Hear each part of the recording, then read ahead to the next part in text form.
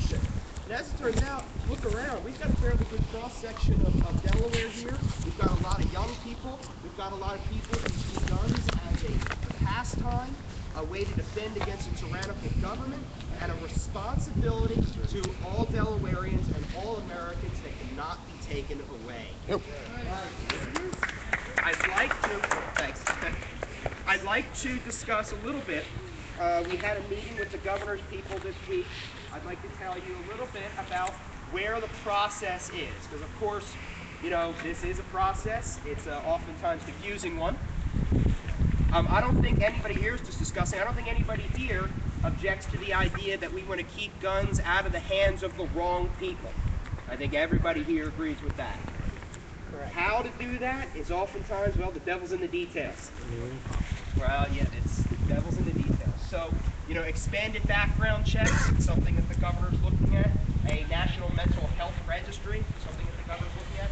Both of those ideas strongly supported by the NRA, strongly supported by our caucus, assuming they're written correctly. Now, some of the less agreeable things. 1,000 feet of a school. No firearms within 1,000 feet of a school. Well, I'm a graduate of Smyrna High, and for those of you who know the area, there's ball fields across from Smyrna High School. Now, if some person were to pull up to those ball fields with several firearms tucked in a waistband, and they were to sit there and stand there, and somebody were to see them, the cops would be called already, right?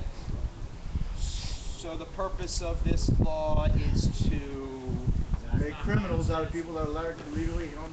That's right. Carry their gun. Now, what I've been told is that the way this law will be written is that they're going to write in exceptions in the law, that if you have a concealed carry license, you will still be able to go through that area.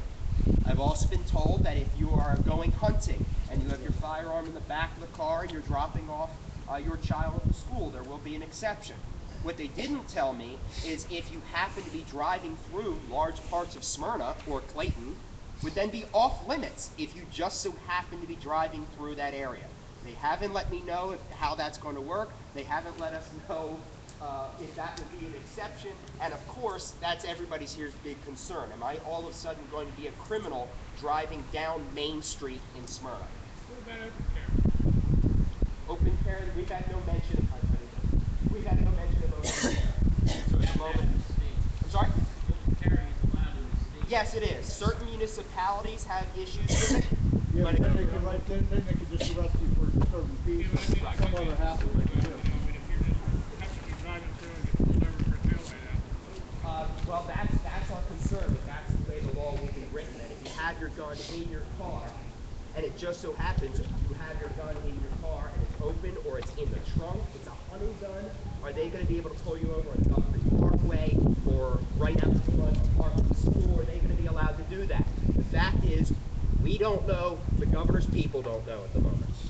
What about Smyrna High, that they have the FFA actually has a hunting class, and kids actually bring their guns to school, go out to class. What you're doing now? I did that in high school, and again, I don't know how they're going to do that. In high school, what we were told by our principal is, you're going out shooting, we went to Omaland, and they said, you're going out shooting, that's great, just keep it quiet. Use silencers. Yes. Exactly. Now, the other one that the governor is proposing is closing a gun show loophole. That one seems to be very controversial, and it seems to be that there's a lot of people who are very pro-gun who are for it, very pro-gun who are against it. We're going to see how the details are written. I can tell you flat out that if they're going to write the law to shut down gun shows, period, then there's going to be a serious problem. I can nearly guarantee you that my entire caucus will be against it, and a great deal of across the aisle will be against it. You have a couple of very strong pro-gun candidates on the other side. Now, the magazines. Here's the way it was described to me, and I'm paraphrasing a little bit, that you will not be permitted to have the magazine and the firearm that accepts the magazine within 20 feet of each other in a public place unless you're going to somewhere to use it.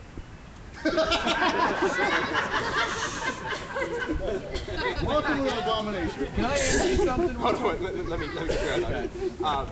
No, that's basically the way it is, that you will be allowed to have it if you're on your way to a shooting range or on your way to a farm or going hunting or whatever it is, that you will be permitted to have the gun and the magazine in the same place. But if you are going to a friend's house and you're going hunting the next morning, you would have to bring the gun to your friend's house, go home, get the magazines, and then bring the magazines to a friend's house. When I asked this, the governor's people said, we haven't written the law yet. We're not sure. There will be exceptions. What we're looking at is some sort of law that would require you to have the gun in your trunk and the magazines in the glove box, or vice versa, whatever it is. They're still writing the law again. Yeah. Well, yes, there's regulations on the books now. There's no law per se. And actually, I talked to several members of the NRA. They'd like to make the regulations law because that way we can hopefully guide it in a way that makes sense. I know that doesn't inspire a lot of confidence. No. Here and then there. Yes, sir. Let me ask you something. Mm-hmm. If you got good guys and bad guys, Yeah. who's going to follow that law? Well, of course, law-abiding citizens will. Who's going to disobey that law? Criminals. So what did that law do? Absolutely nothing. It made people. Okay. It made anti-gun people feel better. You know, our Constitution isn't here to make anti-gun people feel better. No, it's not. So why is this a discussion? It's a discussion because, and Anti-law people are voters? Yes. Is that what it is? yes. That's unacceptable. That's unacceptable. If you swear an oath, that's a contract to the people. Yeah. And if you break that oath, you've just betrayed that oath and you've committed treason. Let me get to that at the end. Anybody with me with that? I have a mission for all of you in that regard. That's very good. I will point. not compromise. Very nice. His sign says it best over there. Not comply. Very nice. Next one. The assault weapons ban. Mr. Governor, I'm not going to label the person, but Mr. Governor Helper, sir, what is an assault rifle? He That's said, right. we don't know yet. Cool. I said, well, I said, we have some serious concerns that this ban is going to ban firearms that do not anywhere qualify for an assault rifle. If you're just making a semi-automatic rifle, you're going to cut into 1022s. You're going to cut into rifles that have not been used in a crime in this state ever. That's a problem. I'll come back to that. He said, we don't know. And then he said the words that we all love to hear. Well, these assault rifles are military weapons. He said they are military weapons. They're made for the military. They are made to kill people. And if you look at any gun magazine, that's how they advertise them. Last gun magazine I read was talking about killing groundhogs and shooting tin cans. Now apparently in the state of Delaware, categorized as people. Representative Carney just wrote a letter to my husband in response to his gun control things they want.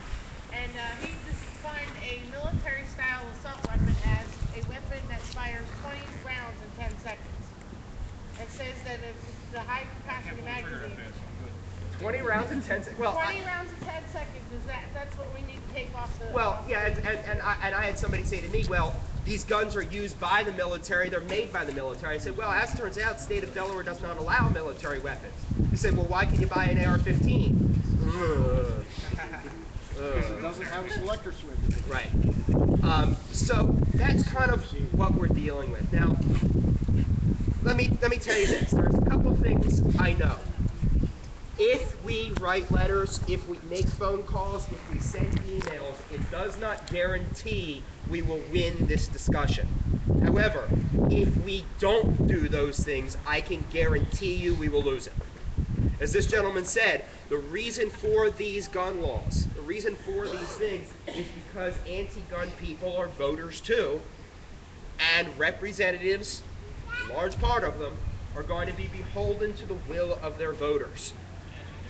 So, doesn't the NRA usually post